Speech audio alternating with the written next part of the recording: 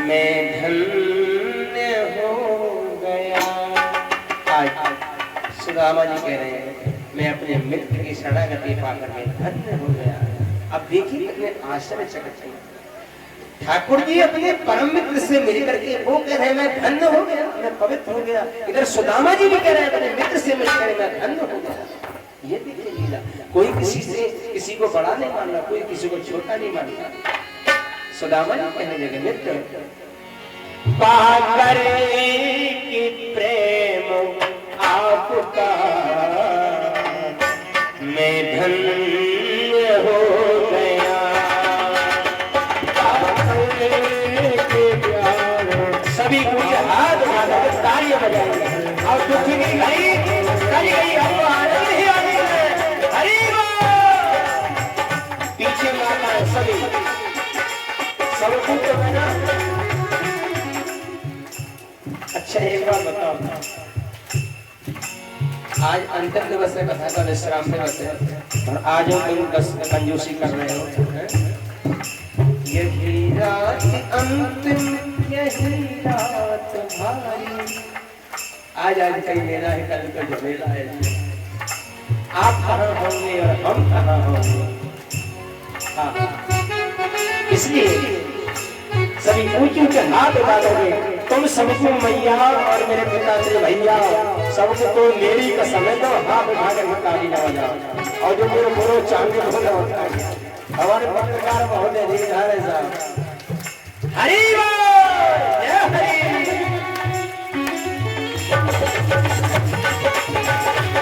सभी ऊंचे हाथ उठाएंगे।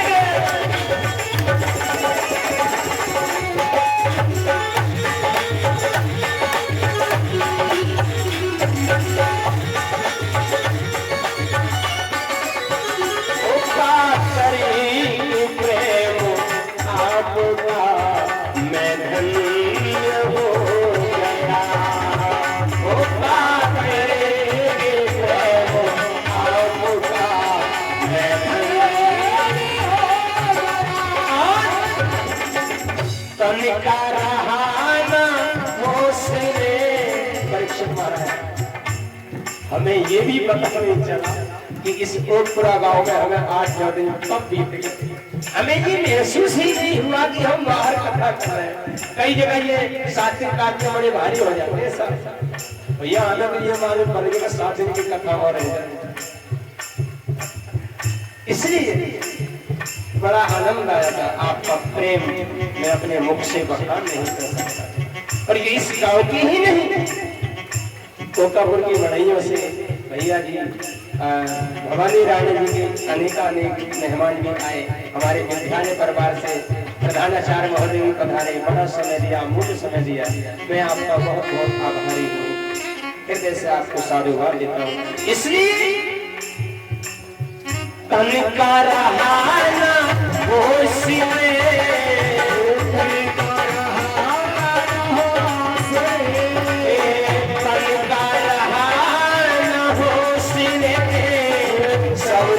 बदल गया।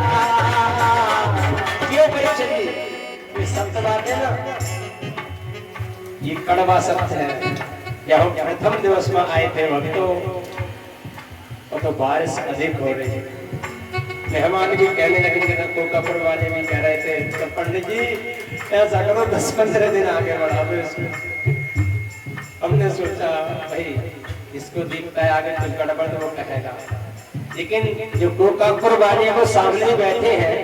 हमने आपसे एक बात कही, ये जितना भी तांडव हो रहा है ये तब तक हो रहा है जब तक कलश नहीं भरे जा रहे हैं। कलश भरने के बाद में ये बारिश होगी तो ना कुछ होगा। बताओ ऐसा ही हुआ। आनंद आ गया साहब। तन का रहाना होश में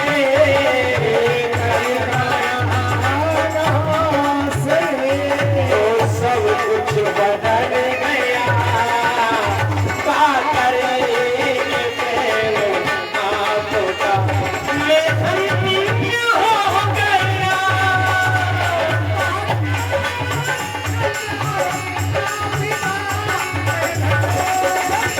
सही ऊंचे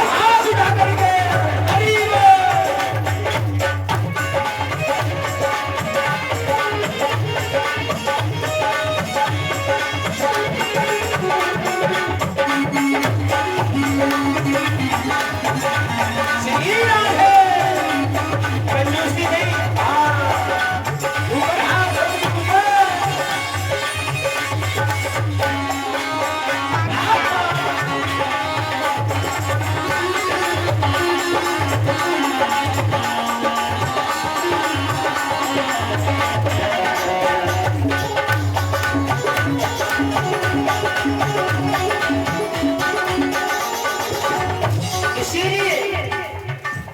उस दिन महसूस हो रहा था परीक्षित महाराज की ईश्वर हमारा साथ नहीं दे रहा।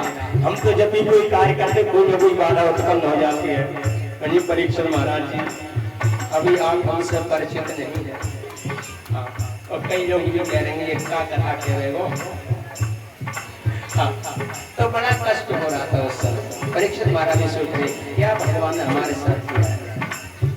इसलिए परीक्षित महाराज सोच रहे थे संसार की हवाएं मुझको सता रही है।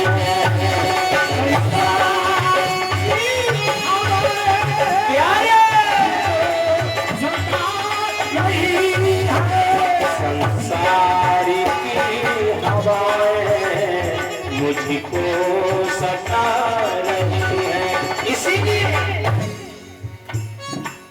शीतल हुआ है जीवन, शीतल हुआ है जीवन जब तो बरस गया आपका मैं धन्य हो गया।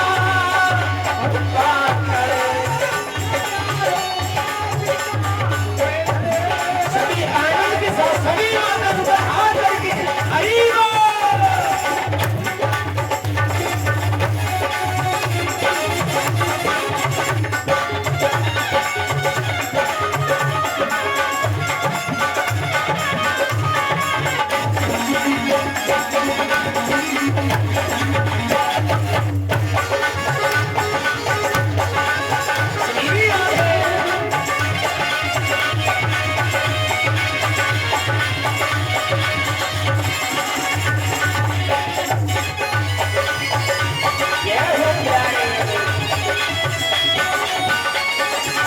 इसलिए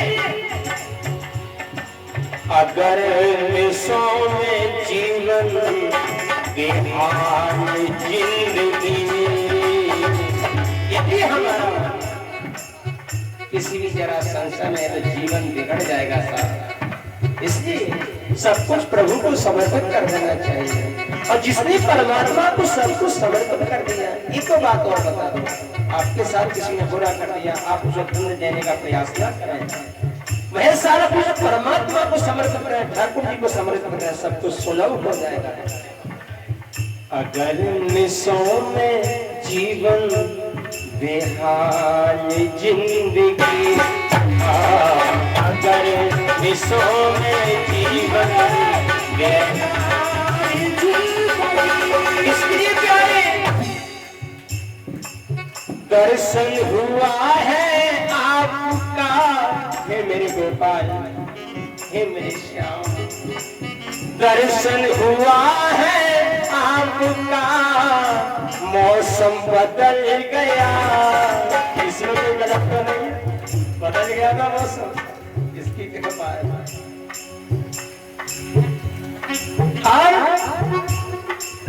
दर्शन हुआ है आपका मौसम बदल गया। आपका मैं धन्य हो गया।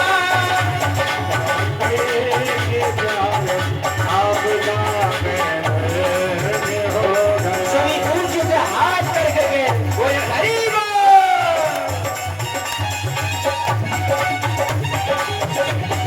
हो प्यारे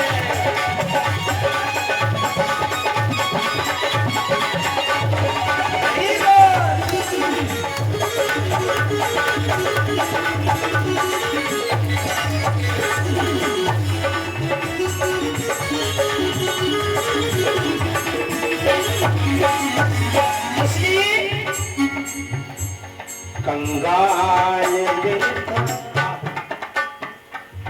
हम पे धन की बहुत कमी रही थी, कंगालियां बहुत थी, कंगाल दिल था मेरा, कंगालियां थी, कंगाल दिल था मेरा। दौलत मिली है प्रेम की, दौलत मिली है प्यार की, धनवान हो गया पाकर प्यार आपका मैं धन्य हो गया, हो पाकर प्रेम आपका मैं धन्य हो गया। हरि बोल।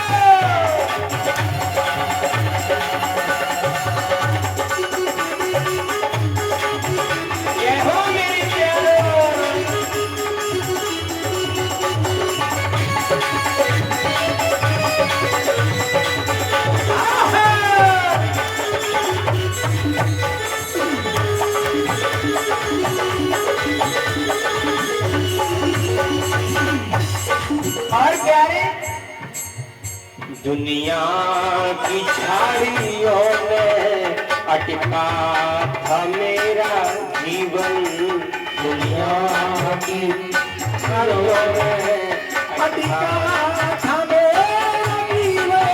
मेरा जो जीवन है ना, ये दुनिया के झंझटों में अटक गया, तेरी मेरी में फंस गया है।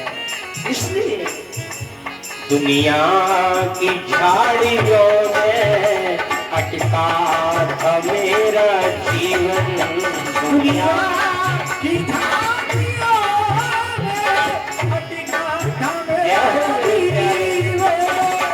एक बार संगीतकारों की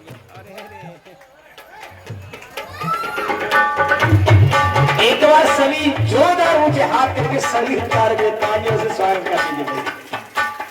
एक बात मैं आपको बता दूं, कई संगीतकार और कई व्यास जो संगीतकारों को ये रखते हैं ठोकर पे, ये पेमेंट देंगे, हमें क्या मतलब।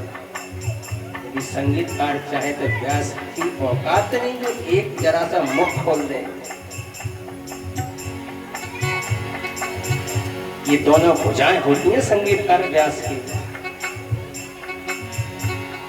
मैं आपको सत्यता बता दूं, ये संगीतकार नहीं है मेरे लिए कोई भी, ये मेरे परम मित्र हैं बचपन के, सामने जो कीबोर्ड बजा रहे हैं।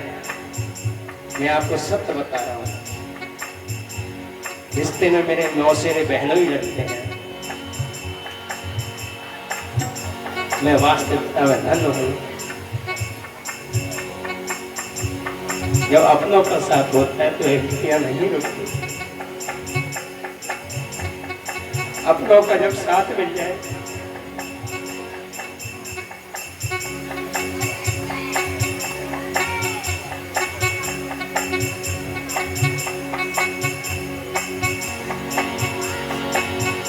दुनिया की झाड़ियों में अटका था मेरा जीवन, दुनिया की झाड़ियों में अटका था मेरा जीवन। इसलिए प्यार स्पर्श मिला आपका, स्पर्श मिला आपका। मेरे श्याम, मैं आपको सच बता रहा हूँ, मेरा भाव बता रहा है। मैं कोई कथावाचक नहीं था, बचपन से मैंने विद्यार्थी किया गुरुकुल में, मेरी कोई भी ये उम्मीद नहीं थी कि मैं कथावाचक करूंगी। मैं कुछ सी बात पर मैंने कथा बना दी,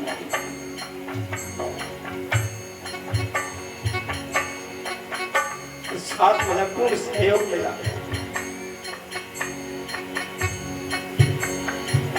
जिस व्यक्ति को बात ना लगी तो उसे लाभ कभी लग नहीं सकती। आप मेरे जीवन का यदि व्याख्या सुनेंगे, व्याख्या सुनेंगे तो आप शायद अपने दिल को जो मौसेरे जमीन बैठे स्वामी जी को सारा कुछ हाल पता है, लेकिन आज वही कृपा मेरे ठाकुर की है, सब कुछ सुलभ है। जो मेरे अपने विरोधी थे आज वो मुझे एक पग मुझे बिना कॉल किए नहीं रखते। ये सब मेरे ठाकुर की कृपा है, इसमें कोई दो राय हो तो बताओ। इसलिए मैं आपसे भी कौन हुआ और बार बार यही कह के जाऊंगा, अपना अपना होता,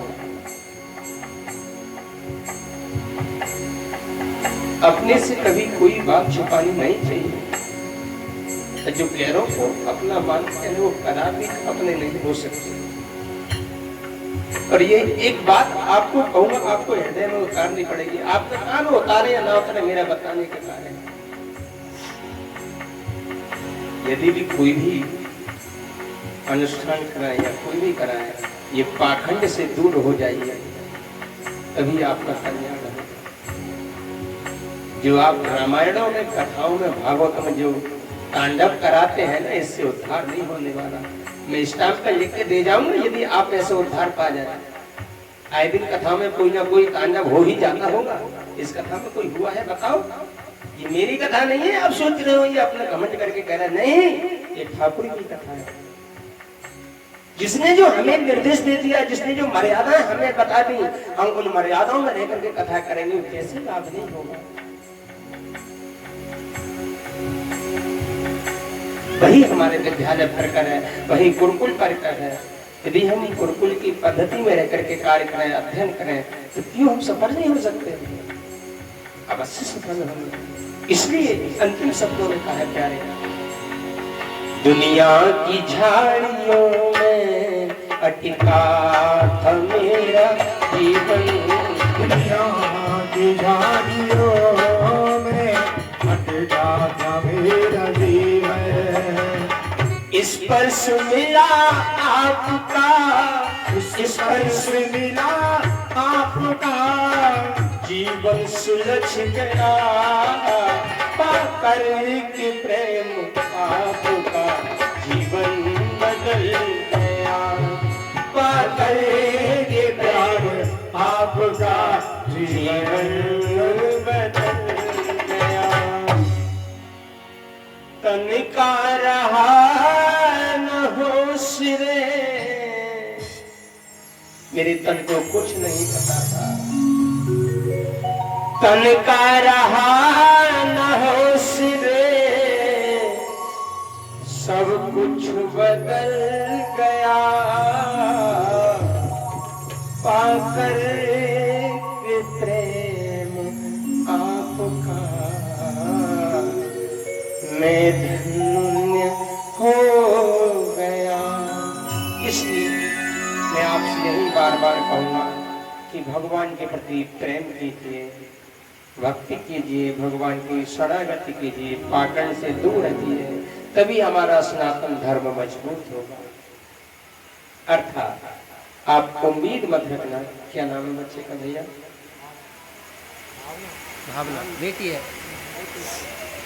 21 पथ मुद्राएं, कुमारी भावना छोटी सी नन्ही मुन्नी बच्ची है, अपने कमल पुष्प जैसे हाथों से ठाकुर जी के श्री चरणों में 21 पथ मुद्राएं समर्पित करेंगे। ठाकुर जी से मैं यही कामना करूंगा, इस बिटिया को दीर्घ आयु प्रदान करे व शिक्षा दीक्षा में हमेशा परिपूर्ण रहे, यही कामना ठाकुर जी से है। बोले भक्त वत्सल भगवान की जय, नारायण भगवान की जय। आइए आगे कथा में प्रवेश करें। थोड़ी सी समय की कथा और है।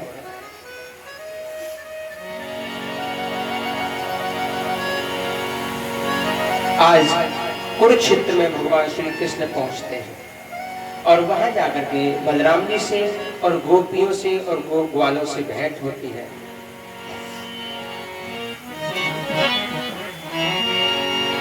एक बार सूर्य ग्रहण के अवसर पर सभी लोग कुरुक्षेत्र आए। वहां नंद बाबा, यशोदा मैया और गोपी ग्वाल सभी से भगवान श्री कृष्ण की भेंट हुई, मुलाकात हुई। नंद बाबा तथा यशोदा मैया ने श्री कृष्ण और बलराम को अपनी गोद में बैठा कर प्रेम करने लगे, स्नेह करने लगे, लाड लड़ाने लगे। यशोदा मैया कहती हैं कि लाला तुझे देखे हुए 100 साल बीत गए, 100 वर्ष हो गए, शताब्दी बीत गई, पर तू अपनी आज भी बिल्कुल नहीं बदला, तू जैसा का वैसा ही है। भगवान ने गोपियों को दिव्य उपदेश दे करके अपने स्वयं का ज्ञान कराया और मुनियों का आगमन होने पर वसुदेव जी ने कुरुक्षेत्र में यज्ञ किया था। भगवान देवकी माँ के मृत पुत्र को वापस लाए। इस प्रकार 3 महीने बीतने पर भगवान पुनः द्वारका लौट करके आए।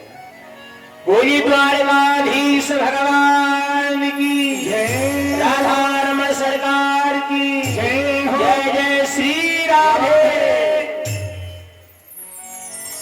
इस प्रकार से सुखदेव जी कहते हैं, राजन मैं और कुछ पूछना चाहता हूँ, कृपया करके बताएंगे? हाँ क्यों नहीं, पूछिए, क्या पूछना चाहते हो? परीक्षित, मेरे दादा दादी का विवाह कैसे हुआ था, मुझे ये बतलाइए। सुखदेव कहते हैं यही बात कोई पूछने को होती है, कैसे विवाह हुआ, ये बात पूछने की है। अर्थात तब अर्जुन ने सुना कि श्री बलराम जी अपनी बहन सुभद्रा का विवाह दुर्योधन से करना चाहते थे। जब दुर्योधन से करना चाहते थे, किंतु वसुदेव और भगवान श्री कृष्ण की इच्छा नहीं थी। वसुदेव की और कृष्ण की इच्छा बिल्कुल नहीं थी कि सुभद्रा का विवाह दुर्योधन से हो। तब भगवान की इच्छा से अर्जुन त्रिदंडी सन्यासी का वेश धारण करके आए और उन्होंने सुभद्रा जी का हरण कर दिया। हरण करने के बाद बलराम जी अत्यंत क्रोधित हुए, किंतु भगवान ने किसी तरह दाऊ भैया को समझाया कि आप शांत रहिए, आप क्रोध मत लाइए। एक बार भगवान परकर के सहित बहुलास जनक के यहाँ पधारे। सुखदेव जी कहते हैं कि परीक्षित भगवान के साथ मुनि मंडली में भी था और उसी समय मिथिला के राजा जनक तथा श्रुतदेव ब्राह्मण दोनों भगवान के चरणों में प्रणाम किया था। इस प्रकार से दोनों ने ही भगवान को आतिथ्य के लिए निमंत्रण दिया। तब भगवान 2 रूप बना करके एक ही साथ जनक जी और ऋतदेव के ब्राह्मण दोनों की यहाँ एक साथ पधारे। वही ब्राह्मण देवता की एक छोटी सी कन्या अपने कमल पुष्प जैसे हाथों से श्रद्धा सुमन समर्पित कर रही है। आशीर्वाद के रूप में व्यासपीठ को भिजवा रही है। ठाकुर जी महाराज इस बिटिया को सदा दीर्घायु प्रदान करें व सद्बुद्धि प्रदान करें। इस प्रकार से दोनों के यहाँ पधारे। अब वेद भी स्तुति करने लगे।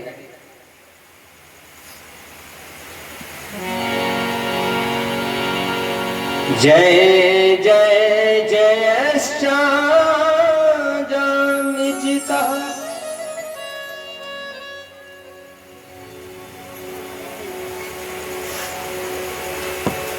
21 पद पुत्राएं गुप्तदान में आई हैं।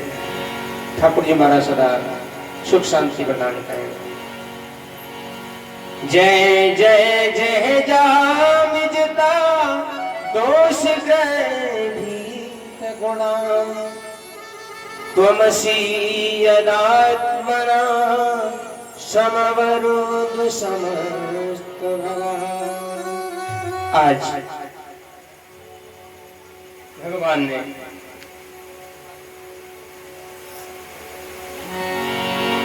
भव अजित जय जय है अजित प्रभु आपकी जय हो। आप जय और चेतन को अपने जाल में फंसाने वाली इस अविद्या का नाश कर देते हैं। आप तो स्वभावत ही ज्ञान शक्ति आदि ऐश्वर्यों से संपन्न है। यदि आप कहें कि जीव के अपने आप को वैराग्य द्वारा अविद्या का नाश कर दे, तो ऐसा इसलिए नहीं कर सकते क्योंकि जीवों के ज्ञान आदि शक्तियों को प्रकट करने वाले तो आप ही हैं ना, तो हमारा ये अधिकार नहीं है, हम नहीं कर सकते। अतः आपको छोड़ करके इस माथा को कोई भी नष्ट नहीं कर सकता, इस विषय में वेदों का प्रमाण है। हे भगवान, देवता असुर तथा मनुष्य जो भी शिव जी की आराधना करते हैं, भगवान भोलेनाथ की आराधना करते हैं, वे प्रायः धनी होते हैं, वो धनवान होते हैं जो भगवान शिव की पूजा करते हैं। अर्थात इसके विपरीत नारायण की उपासना करने वाले प्रायः गरीब होते हैं, निर्धन होते हैं। क्यों? भगवान तो भोले भाले हैं, बिना कुछ सोचे समझे सबको दे देते। हाँ, जैसे भस्मासुर ने मांगा कि मुझे ऐसा वरदान दे दो कि मैं जिसके सिर पर हाथ रखूं भस्म हो जाए। भगवान भोलेनाथ भोले भाले हैं, भोले भी बहुत है और जब दुष्ट हो जाए तो भाले भी है। हाँ, तो भगवान भोलेनाथ तो बड़े ही कोमल स्वभाव के होंगे, जो मांगा दे दिया। लेकिन नारायण नहीं देते ऐसे, नारायण सहज में नहीं देते, वो पहले परीक्षण करते हैं इस योग्यता के पात्र लायक ये है या नहीं है, तब मैं इसको वरदान दूंगा। इसलिए भगवान भोलेनाथ के भक्त धनवान होते हैं कि बिना सोचे समझे दे देते हैं और फिर उसका खामियाना खुद को उठाना पड़ता। हाँ, भस्मासुर वरदान लेकर के स्वयं भोलेनाथ के ऊपर ही भाग पड़ा। जय जय, क्या ईश्वर की लीला है। इसलिए बोले भक्तवत्सल भगवान की जय, नारायण भगवान की जय। जो शिव जी की पूजा करते हैं वो हमेशा धनी रहते हैं और जो नारायण की पूजा करते हैं वो हमेशा निर्धन बने रहते हैं। इसलिए परीक्षित ने कहा, महाराज एक बात बताओ, जो शिव की पूजा करते हैं वो धनी होते हैं, जो नारायण की पूजा करते हैं आखिर वो निर्धन क्यों होते हैं? इसका क्या मतलब? पूजा तो एक ही है। मान लीजिए इस गिलास में जलपान हमने किया, उसी गिलास में जलपान दूसरा कर रहा है, जल तो एक ही है, आखिर इनमें अंतर क्यों है? सुखदेव जी ने कहे, राजा भगवान से भोले वाले हैं, बिना सोचे समझे वरदान दे देते हैं, किंतु भगवान नारायण पहले पात्रता ग्रहण करते हैं, पात्रता देखते हैं तब कुछ आगे देते हैं। इसलिए भस्मासुर नाम के एक राक्षस ने भगवान से वरदान मांगा कि मैं जिसके भी सिर पर हाथ रखूं वह भस्म हो जाए, और भगवान से मैंने वरदान दे दिया। अर्थात वरदान मिलते ही उसके हृदय में गौरी हरण की भावना जागृत हो गई। पार्वती सोचा, भोलेनाथ की धर्मपत्नी बड़ी सुंदर है पार्वती, क्यों ना भोलेनाथ को भस्म करके मैं नहीं ले जाऊं। जय जय साहब, क्या लीला मेरा लीला। इसलिए आज भस्मासुर भगवान भोलेनाथ के पीछे पड़ गया, और पीछे पड़ने के साथ साथ भगवान से भागते देखकर भगवान विष्णु ने ब्रह्मचारी का भेष बनाया और बीच में ही प्रकट हो गए हैं। और भगवान ने कहा, हे नरकासुर, आप क्यों दौड़ रहे हैं भाई? क्या कारण है? क्यों हपा रहे हो भाई? क्या चक्कर है? अगर क्या कारण है क्यों भाई दौड़ रहे हो भाई? कारण तो बस शांत हो, धैर्य धारण करिए, बताइए क्या कारण है। आज भगवान ने कहा, हे बकासुर, ये तो प्रेतों और पिशाचों का राजा है, इनकी बात में कोई सच्चाई नहीं हो सकती, इनका कोई पता नहीं कब क्या कर, इसलिए तुम क्यों चक्कर में पड़ रहे हो। यदि विश्वास नहीं है तो अपने सिर पर हाथ रख कर देख लीजिए, आपको पता लग जाएगा। स्वयं नारायण पहुंच गए ना भस्मासुर से कहने के लिए, और भस्मासुर बोला कि अच्छा मुझे ये समझते हो भोलेनाथ वैसे ही है, वो ऐसे सब कुछ दे देते हैं, उनके कोई शक्ति वक्ति नहीं है, अपने सिर पर हाथ रखवा के देखना, देखो नहीं है क्या शक्ति। भगवान बोले ये तो कई बार कर रहा है भाई, हमें भी नहीं छोड़ेगा। बड़ा विचित्र कहानी, अब कैसे बचा जाए इससे। क्योंकि जिसके हाथ में अस्त्र शस्त्र हो वो कुछ भी कभी भी चला सकता है। आज स्वयं भगवान। अच्छा भस्मासुर, एक बात बताओ, तीनों देवताओं में बड़ा कौन है? अच्छा बड़ा कौन है? तब भृग महाराज ने परीक्षा ली और ब्रह्म को प्रणाम नहीं किया। क्रोध शिव जी की कवचन कहा, क्रोध विष्णु छाती में लात मारी है। आज भगवान ने महर्षि भृगु के चरणों को सहलाते हुए कहा, हे महामुनि, मेरी छाती में वज्र से जो कठोर है ना, आपके इस चरण अत्यंत कोमल है, आपको कोई कष्ट तो नहीं हुआ है, आपको कोई पीड़ा तो नहीं हुई है। ये मेरी छाती तो वज्र की, आप कितना भी मारेंगे, परंतु आप बताओ आपकी कोई चोट तो नहीं लगी, कोई पीड़ा तो नहीं उत्पन्न हो रही है। क्या भगवान की विचित्र लीला है। अर्थात भृगु महाराज ने नारायण के शील स्वभाव को देखकर उन्हें तीनों देवताओं में श्रेष्ठ सिद्ध कर दिया। काम निकलवाना है ना। हमारे कई बुजुर्ग भी कहते हैं देहाती लौकिक भाषा में कि जब मतलब होता है तो गधे को पाप बनाना पड़ता है। हाँ, तो ये कहावत सिद्ध है, वो यहाँ बिल्कुल सेट हो रही है। मतलब निकलवाना तो बता दे, अरे आप ही ब्रह्मा हो, आप ही विष्णु हो, आप ही सब कुछ हो, आपसे बड़ा है कोई आकर यहाँ।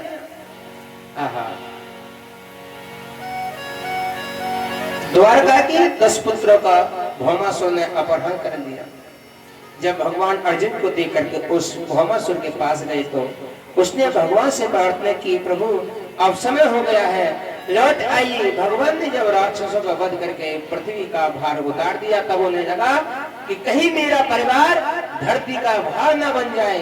भगवान की इच्छा से दुर्वासा जी संत मंडली को लेकर के आए और बच्चों ने जामवंती पुत्र शाम को साड़ी पहनाई और कहा, महाराज हमारी भाभी को बेटा होगा या बेटी। ऋषियों ने कहा, अरे मूर्खो, ये भी बात पूछने की है, जो आप भ्रूण परीक्षण मेरे से कराए हो, ये कहाँ की सत्य है? बड़ी विचित्र लीला है। अर्थात तुम्हारे वंश को नष्ट करने वाले मूसल को जन्म देके न पुत्र होगा न पुत्री हो, केवल मूसल पैदा होगा जो आपके वंश को नष्ट कर देगा। अर्थात भगवान ने नारद जी को अपने माता पिता को उपदेश के लिए भेजा, तब नव योगेश्वर संवाद प्रारंभ हुआ है।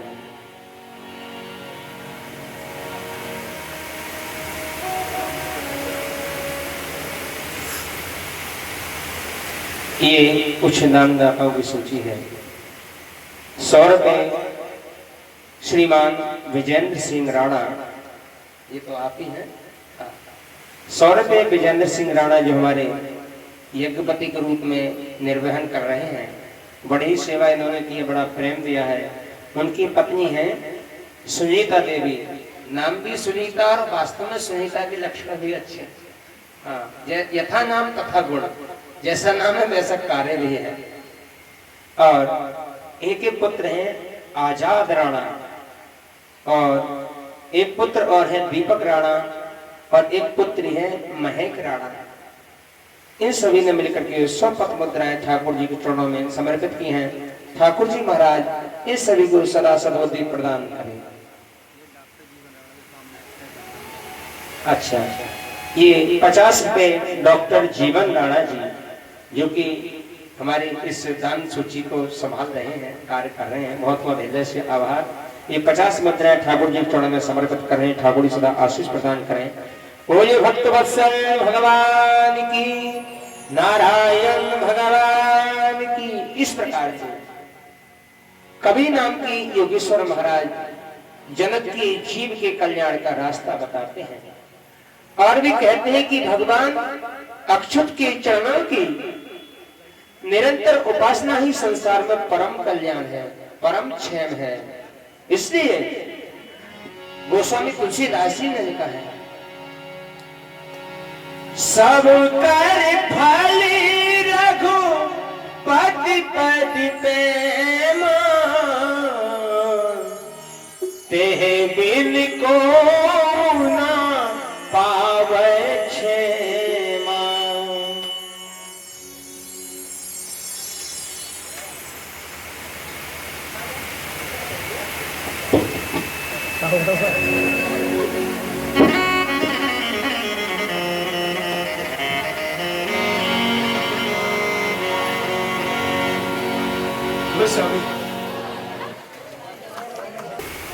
गोस्वामी तुलसीदास जी समझा रहे हैं। क्या समझा रहे हैं? सब कर फल रघुपति पद प्रेमा।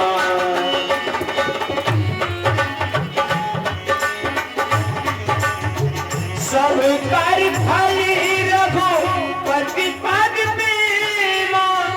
ते बिन कोई ना पावे क्षेमा। क्या?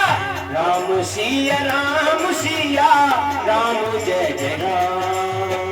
राम सिया राम जय जय राम। आइएगा। इसी बीच कोई धन दाताओं की सूची है।